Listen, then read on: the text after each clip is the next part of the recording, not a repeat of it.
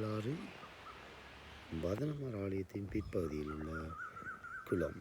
இந்த குளத்தில் செந்தாமரை மலர்கள் மலர்ந்த நிலையில் அவ்வழியை நாங்கள் உற்று நோக்கினால் எமது வயலும் வயல் சார்ந்த இடமும் அழகான வயல்கள் அன்பான செழிப்பாக காணப்படுகின்றது.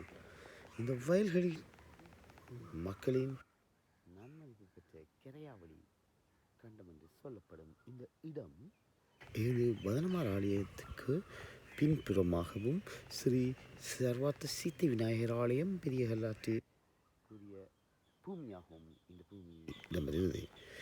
இதே போல கௌடாதீவு கண்டம் என்றும் பல உள்ளது. ஆனால் இந்த கரையாவளி கண்டத்தில் விளைகின்ற நெல்கள் அவ்வளவு அழகை பாருங்கள். வயல் ஒரு இது இல்லாமல் இன்னும் சொல்வது என்று புரியவில்லை. அதாவது ஒரு வயல்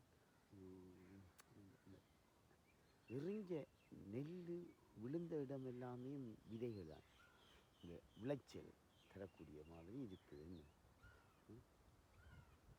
ஆனால் அப்படியே நீங்கள் அப்படி பார்த்து வரும்போது அப்படி இந்த கோவில் இருக்குது தான். இந்த கோவில் இந்த மண்டபத்தடி பிள்ளையார் ஆலயம்னு சொல்லுவாங்க.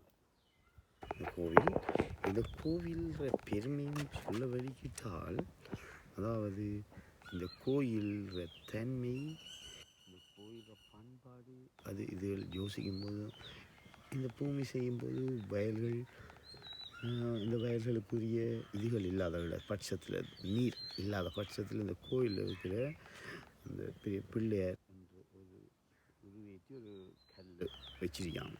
அந்த கல் ஒரு பிள்ளையார் அழகில் இருக்குது. இதை முற்காலத்தில் அந்த பிள்ளையாரை கவுட்டு விடுவார்களாம். கவுட்டு விட மழை பெய்யுமாம், நிமித்தி விட்டால் மழை நின்றுமாம். அந்த வேகத்தில் நாங்கள் பார்க்க வேண்டியது இந்த கோயிலின் இதைத்தான்.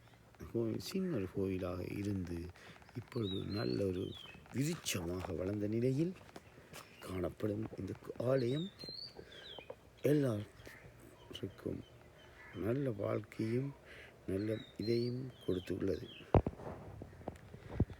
இந்த கோயில்கள் இதுகள் இந்த வெளி என்ன நிலையில் இருக்கு, சட்டப்படி விளைஞ்சிருக்கு. இந்த முறையில் எப்பவுமே இது விளைச்சல் தரக்கூடிய இடம்தான். நீங்களும் வந்து பாருங்க. இந்த விளைச்சல் நிலங்களில் நீங்களும் குத்தகைக்கு எடுத்து வாழலாம், நல்லா வாழலாம்.